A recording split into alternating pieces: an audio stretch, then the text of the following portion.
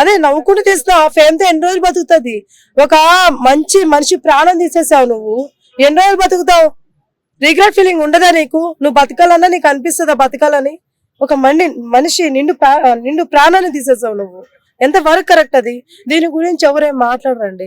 నేను అదే చెప్తున్నా, మన వాళ్ళకి కొంచెం ఇదైపోయింది. దేని గురించి మాట్లాడాలి, దేని గురించి రియాక్ట్ అవ్వాలా అర్థం కావట్లా మన వాళ్ళకి. అర్థమవుతుందా? పిచ్చి పిచ్చి వాటి గురించి లాగి డెబిట్లు పెట్టి చేస్తుంటారు. అలాంటి వాటి గురించి కాదు, ఇలాంటి వాటి గురించి డెబిట్లు పెట్టి ఒక మంచి సందేశం అనేది ఇవ్వండి బయట ప్రజలకి. అర్థమవుతుందా? ఇంకోసారి అబ్బాయిల్ని తప్పుగా చూపించద్దు. అలానే అమ్మాయిలు కూడా కొంతమంది అబ్బాయిలు చేస్తుంటారు, అలాంటి చేయడం మానేసేయండి. అర్థమవుతుందా? బట్ ఈ అమ్మాయి చేసిన చాలా పెద్ద తప్పు.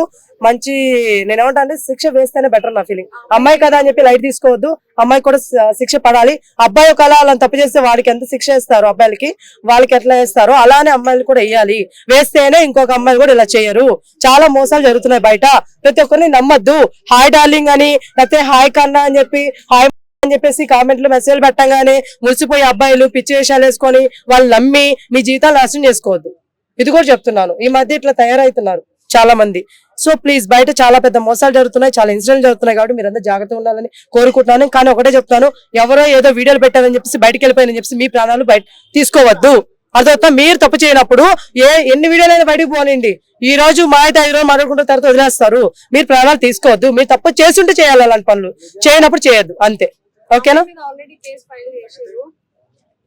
అదే శిక్ష మంచి వేయాలండి, అంతే. అంత మించి ఇంకేలేదు. ఓకేనా?